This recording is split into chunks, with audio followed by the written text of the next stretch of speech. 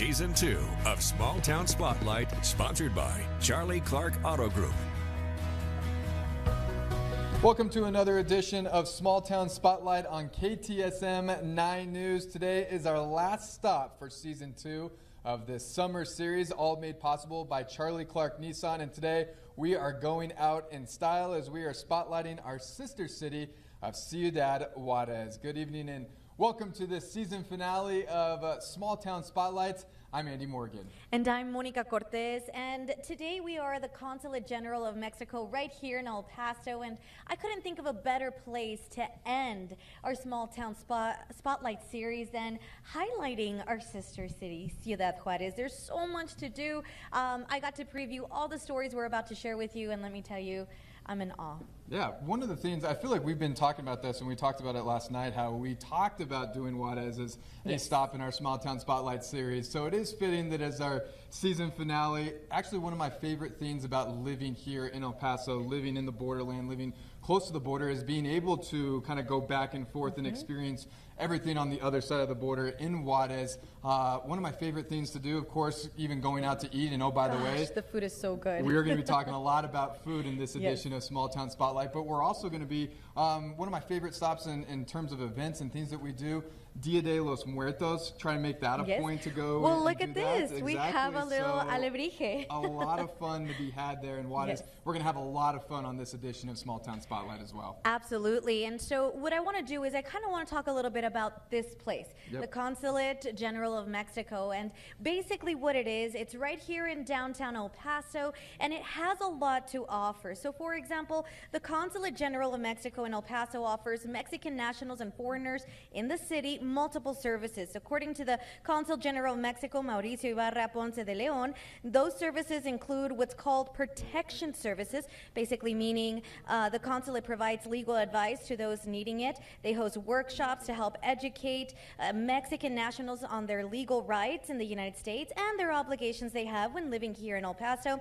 They also offer health advice, which includes referring people to local clinics they can go to, financial education, among many other services. In fact, we have a very special guest here with us, Andy. Yeah, that was right. To break down what all of that means is the Consul General of Mexico in El Paso, Mauricio Ibarra Ponce de Leon. Thank you so much for joining us for another edition of Small Town Spotlight. I know you joined us at the Chamizal last year, of course. Exactly. Well, actually, thank you for coming to the Consulate, Monica and Andy. It's a pleasure having you here, and it's great to be highlighting the neighbor city of Ciudad Juárez. I think this is a very binational community here, and if you didn't know, sort of like 68% of Pasoans have family in Juárez and the other way around. So this is a very binational community, a binational region, and we need to highlight the good things that we have on both sides. Most definitely. Absolutely. And I know that you're hosting a workshop, if you will, this week, which I think is fantastic. Talk a little bit about that. Yes, this week we're having the External Legal Assistance Week. And basically what we do is provide legal assistance to our community, and that we do with the help of strategic allies. We have law firms and lawyers and community organizations, and basically they give them advice regarding migratory issues, civil issues, criminal issues. So basically migration topics. So they talk to the lawyers, free of charge, obviously. They present their case, and they tell them if they have options in whatever they want to do. So this goes all this week. This is a program that Mexico has in all the U.S. If you didn't know, Mexico has 53 consulates in the United States. We're the country with the most consulates. And we all have the same type of program. So this is a nationwide program that we have this week and until Monday 19. Such a great service that you all are providing. I know that's something that you guys are very passionate about here, is hosting some of these events for the community. What else do we have coming up that people need to be aware of? Well, we have several events. For example, on the 29th, we're going to host an exhibit here. This, as you can see, this is an exhibit place that we have here at the consulate, where we try to promote local artists, border artists. So we give them the opportunity to present here. So on the 29th, we're going to have a historic exhibit related to the International Boundary and Water Commission on both sides. So this is related to the 1944 water treaty between Mexico and the U.S., so it's going to be very interesting. And then something that I would really want to highlight is that on the 14th of September, we're going to celebrate El Grito, which is Mexico's Independence Day. So we're going to host it here at the Civic Center Plaza. We're going to have two groups for the people to enjoy. We're going to have lucha libre. We're going to have food trucks. We're going to have a space for children. There's going to be many, many activities.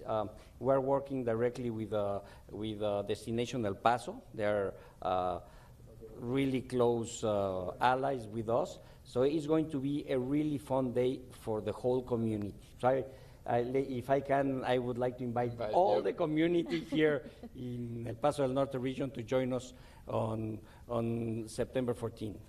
Thank you so much. That's a lot. I'm excited about that one. Thank you so much for being here, sir. Yeah, and right now we want to turn it over to the third member of our team, Chief Meteorologist Robert Bettis. He actually, he ditched us out here. He did. He's actually at Charlie Clark Nissan in Northwest El Paso.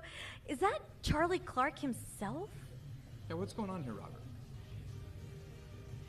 The Small Town Spotlight. It's a way to shine a light of good news on individual small towns and sometimes not so small towns such as Juárez, Mexico. Of course, none of the small town spotlights would happen without this guy right here. Oh yeah, he's pointing to KTSM 9, and we thank Charlie Clark, Mr. Olele himself. Of course, there's someone else who's also important to this mission, and his name is Bobby Bone. Hey. Ah. All right. Ah. I've come live to your house, Bobby. Right here at Charlie Clark Nissan on the west side, I-10 near Artcraft. That's right. This is so nice. Yes. We've been all over, and this is the last one of 2024. It is. It's kind of sentimental, isn't it? It really is. I mean, we've eaten freeze-dried ice cream in Alamogordo. I love it. I know. We've eaten hot green chili up in Las Cruces. Yes. We even played at the house downtown. Yeah, we did all that. Yes. And this is it. That's right. So we want to go out with a bang, Yes. right? Yes. Oh, yeah. We've got something very special, because if you haven't seen Orale Time live in person, oh man, you haven't lived, and that's coming up. It was in the 90s today, but we go into 103 degrees tomorrow as we begin a heat wave. I'm going to have your full forecast and live Orale Time coming up. Andy, Monica. Robert, thank you so much. We still have a lot more to cover, including a message from the mayor of Ciudad Juárez, and that's coming up in a little bit. Yeah, we're just getting started here on Small Town Spotlight, but we do want to get to our news of the day, and for that we're going to turn it over to our studios in West El Paso as Oriana Botero, she is standing by. Hey there, Oriana. Hey there, Andy, Monica. Let's take a look at your top stories for today.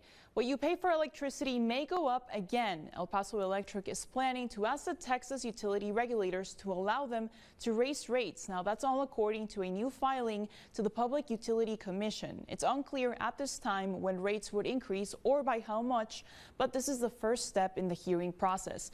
Now, according to documents, EPE will submit a rate hike application sometime between October and December. And the last time the utility raised rates was back in 2022. That move faced opposition from city leaders and customers as well. This latest action comes as many El Pasoans reported seeing higher than expected costs on power as temperatures reached triple digits. We have reached out to El Paso Electric for more information, and we are waiting to hear back from them at this time. Well, the El Paso School District lost nearly $3.25 million of state funding due to absences during the 2023 and 2024 school year. And that's the count based on only 5 campuses. That figure is coming from a newly released internal audit by the district, which looked at Jefferson, Austin, and Franklin high schools. Tinajero PK through 8, and Crockett Elementary. In total, the auditors found that there were nearly 56,000 unexcused absences, with Franklin reporting more than 40,000 absences. As you may remember, EPISD adopted this school year's $542 million budget with more than $18 million shortfall. District leaders pointed to low attendance and enrollment as a cause for the deficit. State funding is based heavily on those factors, and our KTSM 9 News reporter Jesus Baltazar is at tonight's school board meeting where the audit will be further discussed. You'll have more coming up in our 10 p.m. newscast. Now, opening statements began today in the murder trial for Robert Tellez, the Las Vegas politician who grew up in El Paso, accused of stabbing an investigative journalist to death.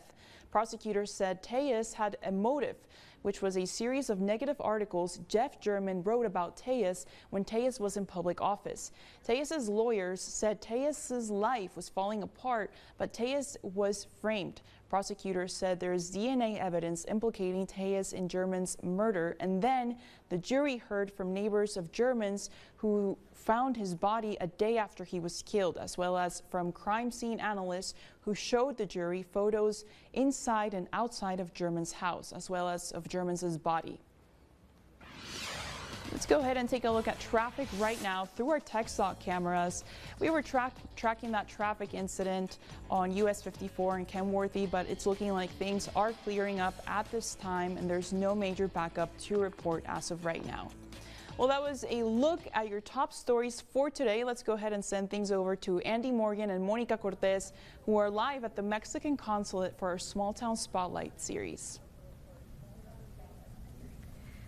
Oriana, thank you so much. So we've already learned a little bit about the Consulate of General of Mexico. We also heard from Mauricio Ibarra Ponce de Leon, and now it's time to hear from Juárez's mayor. That's right. One of the things that the mayor wanted to touch on is the safety and, of course, some of the concerns that people may have of visiting Juárez. But the mayor telling us not only is Juárez a great time, it's a lot of fun, it's more importantly a safe place to visit. It's a great community. You know, in Juárez, we have people from all over Mexico, and also we have people from different parts of the world. So it's a great community, a very open society, and we have a lot of safety. It's very difficult to find someone that says, no, you're not from Juárez, I don't like you. No, in Juárez you have a very open society. Es una sociedad que atiende muy bien, muy amigable. The homicides that we have is between people doing illegal activity. So we are working a lot and looking at the places where the people goes to work and goes to have fun. Nos estamos cuidando, taking care of the places where the people come to the tourism. I know that many people from El Paso and Las Cruces came to Juárez, but also didn't want to come because tienen miedo, and it's okay. We understand that, but they can ask the people who came here how they have fun, and there's no problem. As I told you before, we are a very open society. We have a very good integration. Tourism big there for Juárez, and of course a big component of their economy. Right. Something I was saying earlier in the broadcast, something that I love to do, go over there and it just feels different. Everything is different, and certainly is a lot of fun anytime we make a trip across the border for whatever the reason may be. Right. No, it's beautiful, and I love the communities, how they all come together, and I think that's the whole point of this show. We have so much to share with you, including some snippets of La Rodadora. We're also going to be talking about a really delicious restaurant. I can't wait to get into it. We'll be right back. Local Weather Authority, Robert Bettis, the Borderlands' only certified broadcast meteorologist. Ecosistemas! All right! Well, one of the most important things about La Rodadora is the interactive science, and that includes a lot of biology. Joining me now is the biologist of the museum, Wendy Coronado. Nice to see you, Wendy. Hi, nice to meet you. These kids love it. They love the interactive displays, and of course, this is a huge draw right here. What do we have? Yes, well, here in Explore Lab, we show the big biodiversity in Chihuahua Desert. Okay, so we here have some cool arthropods like spiders. Oh. This is a wolf spider. Look at that spider right there. When you look at it directly, you can't see it. But when you look at it on this camera, wow, that's incredible. So here we have a cockroach, Madagascar. I'm sorry, what did you say? A cockroach. Oh. Native to the Chihuahuan Desert? No, these are exotic. Okay, these are from Madagascar. Oh, okay, wow. Yes. She sort of likes you. So you're saying that orale time is kind of exciting? Imagine the Grand Canyon. Imagine the fireworks in New York. Imagine the pyramids. It's like that, Robert. And we're gonna enjoy that live right here. Somebody bought a Charlie Clark Nissan? This is how we welcome somebody to the Charlie Clark family. And it starts with the gong? It starts with the gong. Okay, hold the gong for me, please, and right. let's do the forecast. Yes.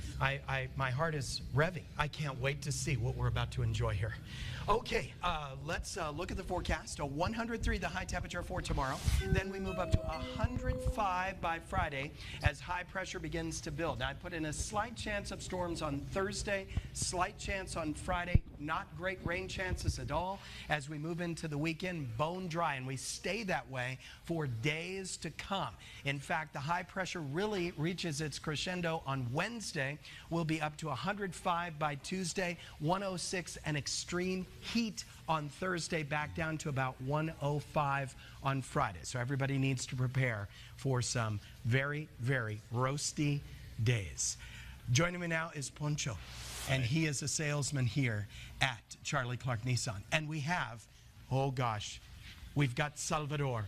This is not a paid model, even though he looks like it, but he is an actual Charlie Clark customer. So what's going to happen here, Poncho? Okay, well, let's go with the orderly time in this moment to congratulate this guy, all right? Okay.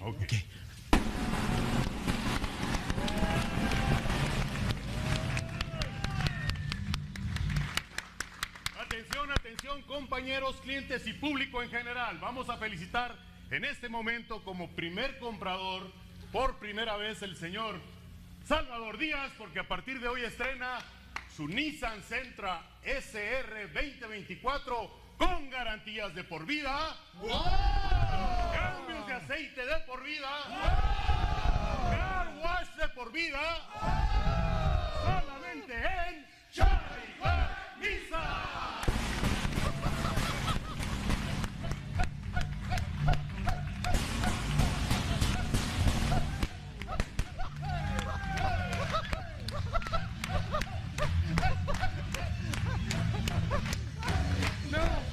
No other station does this. Stay with KTSM 9 News.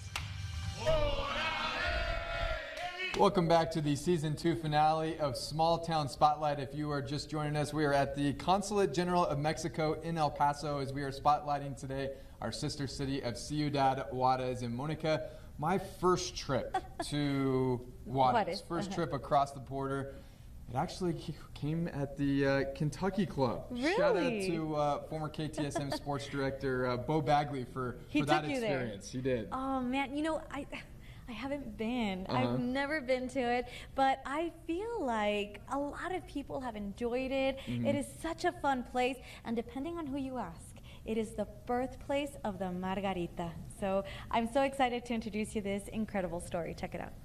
Just 2 blocks away from the Santa Fe Bridge, you're going to find Kentucky Bar and Grill, a world-famous establishment known for inventing the margaritas. This place is iconic for Ciudad Juárez. It's been here since the 1920s, so you definitely want to stop here to learn some of its history and also try their world-famous margaritas.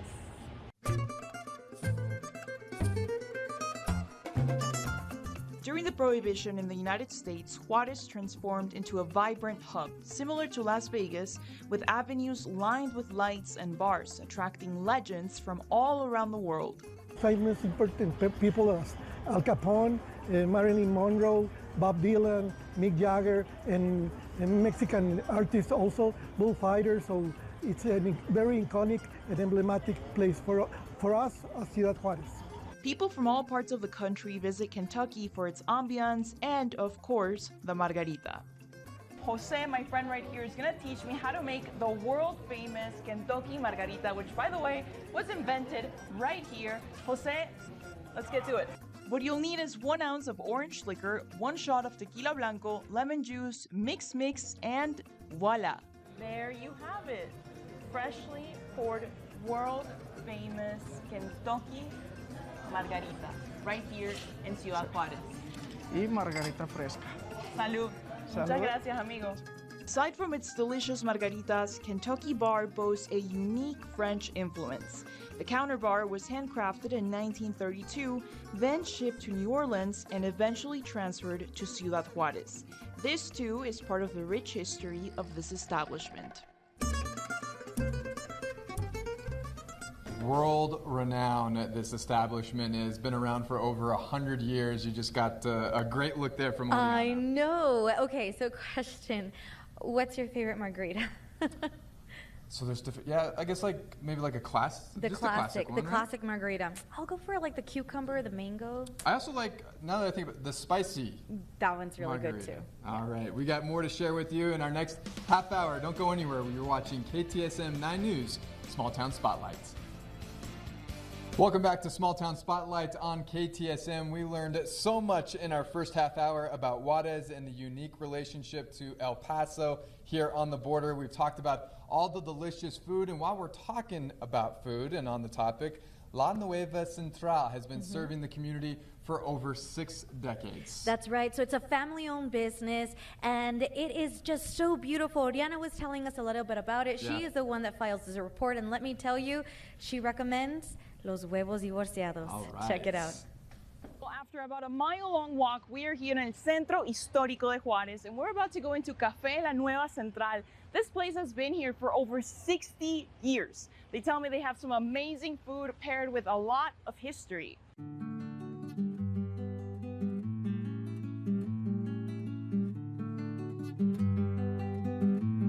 This restaurant was started by my grandparents in 1958. My grandparents were Chinese immigrants. We're on our 4th generation of running these restaurants now. We've stayed very traditional. We've always been a restaurant that caters to the downtown people. Finlay, the owner, tells me the restaurant has not closed its doors since they opened, and over time it has become the community's go-to for breakfast, lunch, and dinner. Okay, the service is excellent. They're there with you and for you. I even had the opportunity to speak with Cecilia, who has been working here since 1983. Señora Cecilia, usted comenzó acá en el año 1983. ¿Qué nos puede decir acerca de eso? Pues que ha sido una experiencia maravillosa, es un trabajo que me encanta, tengo unos patrones excelentes, me encanta mi trabajo, me encanta todo lo que hago, convivir y compartir con la gente, muchas experiencias que hemos tenido aquí. The community in here is the best thing. People here come in to see other people, talk to other people, and yes, sometimes they want to read their newspaper and by themselves, but most of the time, especially in the bar area, you see people just sit next to each other and strike up a conversation.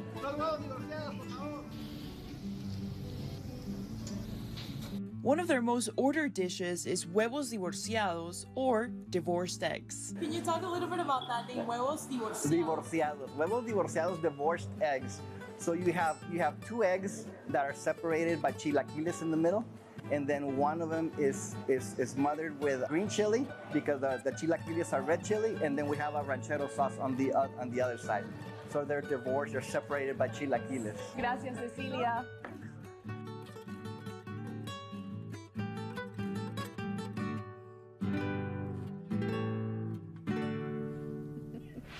Oriana, I am so jealous. I'm starving. That looks so good. We always save these for the 6:30 half hour, that's for sure. And joining us now is the owner of this fine establishment, Francisco Yepo Young. Thank you so much for being here with us. Thank you to you for inviting me to have some words with our El Pasoans. Of course. And you know what? The first thing, Francisco, that I want to ask you is, what motivated you guys to start this beautiful business?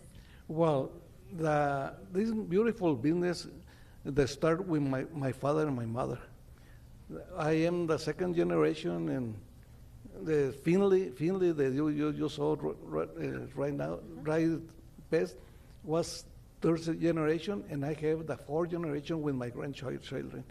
They started this restaurant because my father was in partnership with another Chinese man close to La Nueva Central, and it was a restaurant. It called El Republicano, and they split, and then my father bought in one side and started that business.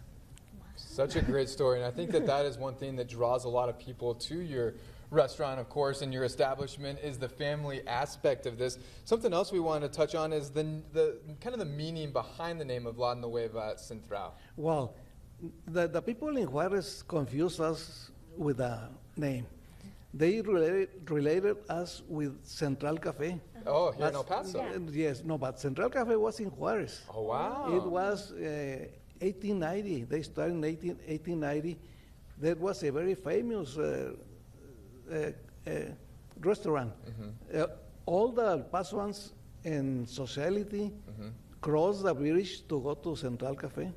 It was owned by a Spanish man called Severo González.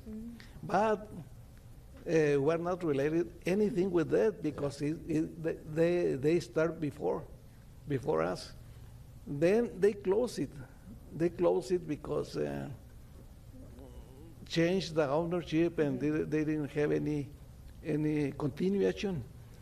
Then a businessman in El Paso, it calls Miguel.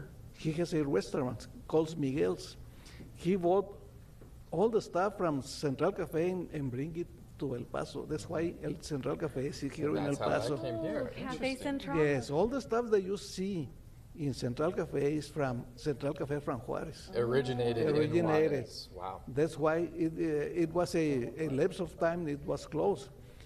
The Nueva Central came from another partner that my father got to open a new restaurant instead of Republicano.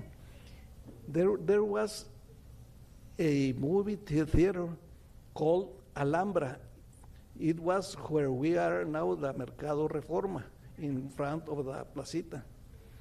That movie theater burned up, and this guy, the partner of my father, it calls Enrique Wong, he owns that.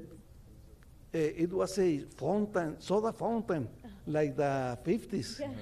And it burns out, and he doesn't have insurance. So he went to Mexico. When my father wanted to open the restaurant, he called him, and he came.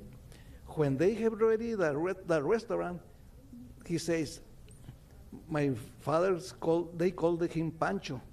And they say, Pancho, do you have a name for the restaurant? No, I don't have. Can you let me call La Nueva Central because I love that soda fountain, Central Cafe. Can I call that? And he says, okay, if you love it, go ahead. And that's the original of La Nueva Central. Oh my God, I love it. You know, I kind of got a little chills. Now I feel like I have a lot more of a better relationship, not just with El Paso, but Juárez with that beautiful story. Thank you so much. And thank you for being here and highlighting your business. No, thank you very much. All right, we do want to take you back now to the birthplace of Juárez, and of course we're talking about the mission of Guadalupe. That's right. So the temple goes all the way back to the 1600s, an effort to bring the community together that eventually became a safe haven to those who fled against Spaniard oppression. KTSM 9's Oriana Botaro also files this report.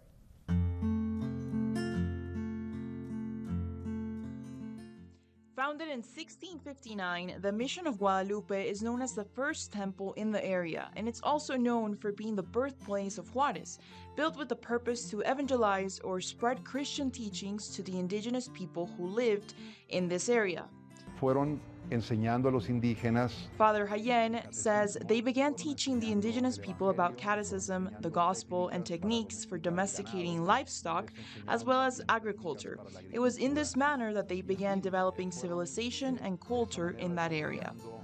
Civilización y cultura en esta zona. The mission of Guadalupe became a refuge or a safe haven to the indigenous people who rebelled and fled against Spaniard oppression in 1680. Y era tanta la gente que se tuvieron que hacer otras misiones también. Father Hayen tells us it was so many people that fled, they had to develop other missions as well, like the ones in San Elizario and Socorro. The church has a style of decoration that reflects the simplicity and modesty of its time, yet it is a blend of Arab with Roman and indigenous cultures. As a matter of fact, if you look up to the ceiling, you will find a series of work made out of wood that the natives cut themselves from the Organ Mountains. 300 years later, and the Mission of Guadalupe is used for weddings, daily masses, and other religious services, but its historical value serves as a historical symbol to Juarenses. La Misión de Guadalupe no solamente es un edificio. Father Hayen says it's not just a building, it implies much more than an architectural construction and a church. It is a project of evangelicalism, and it is a project of civilization and culture.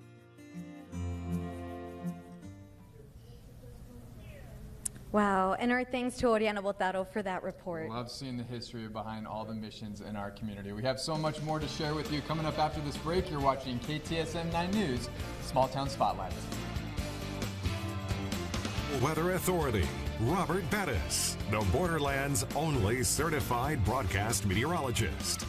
Oh, give me some love. Oh, yes, I do love you, Joe. Monica, who is this treasure of a battle? This is Cholo. He's a team member of the museum. He actually is an adopted pet, and he helps us with the children so they can calm down. Oh, he is so sweet. He's part of the team already. What a great mascot. Okay, so what's left here at the wonderful museum? So you're missing one of the most important exhibits in the museum, and you being the weatherman that you are, you should know about this. Oh. Let's go. Let's get in. And it is tormenta, Tormenta the or storm? sandstorm. Sandstorm.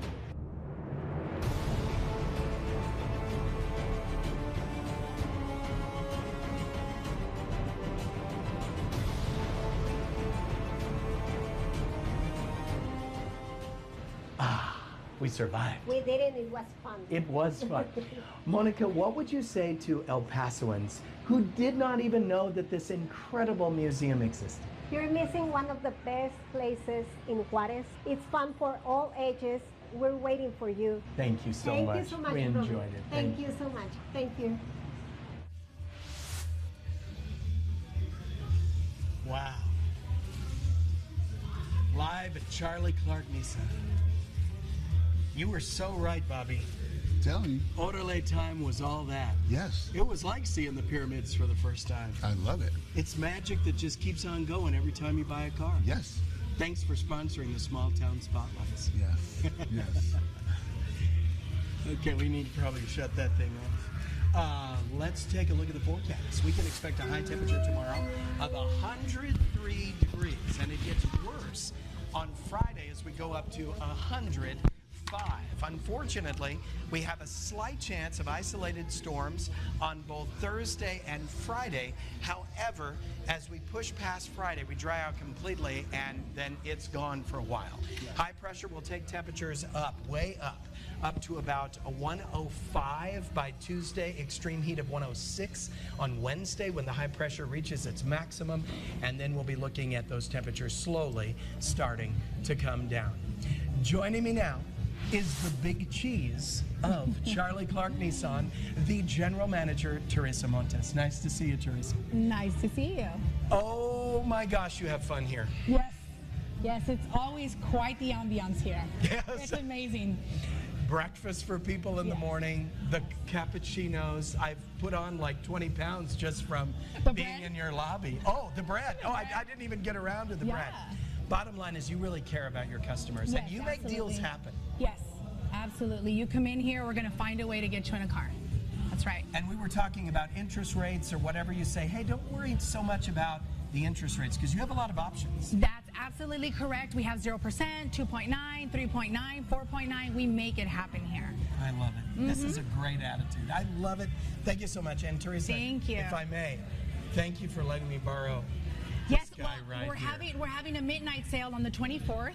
He'll be here dancing it up. What? So we invite everybody to come out here for a midnight sale. I love it. Thank you so Yes. much. You stay with KTSM 9 News. Can we borrow him over it? Oh, good. More confetti. Welcome back to Small Town Spotlight on KTSM as we continue to unravel the history of our sister city in Ciudad Juárez. And speaking of history, there are multiple stops that you would have to make in order to accomplish all of that. Absolutely. So there's a museum that's just 10 minutes from the Santa Fe Bridge. It has over 100 years of history. And get this, Pancho Villa started it himself. I can't believe it. Check it out. All right, guys, so I am back in El Centro de Juárez, and the building that you're seeing right behind me is hundreds of years old, but now it's been transformed into a museum, and I'm about to get an exclusive tour by Daniela Ponce. Let's go check it out. So Daniela, you can tell me better than anybody else about this place.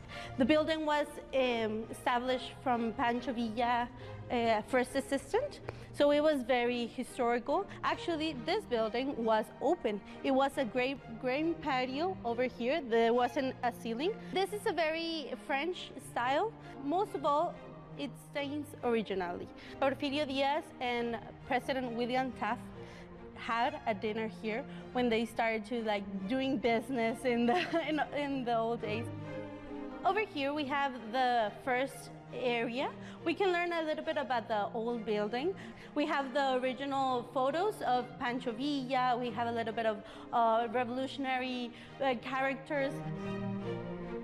Okay, Daniela, so can you tell me a little bit about the role that journalists played during the Mexican Revolution?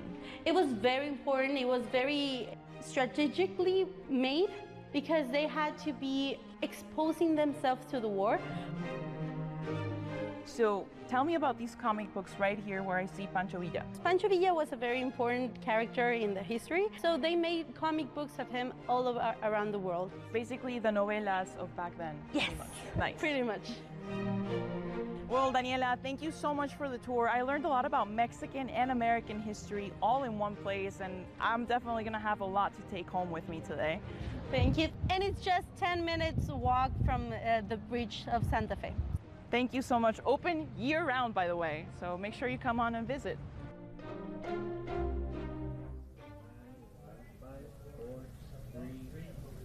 What a unique place. Our thanks to Oriana Botaro for that report. In awe of all the architecture. Yeah. That is for sure. We got one last look here from the Consulate General of Mexico in El Paso. Stay with us here on KTSM 9 News Small Town Spotlight. Well, that does it for our final Small Town Spotlight Series episode. Thank you guys so much for everything. You made all of this possible. Mr. Mauricio Ibarra, is there anything that you would like to add?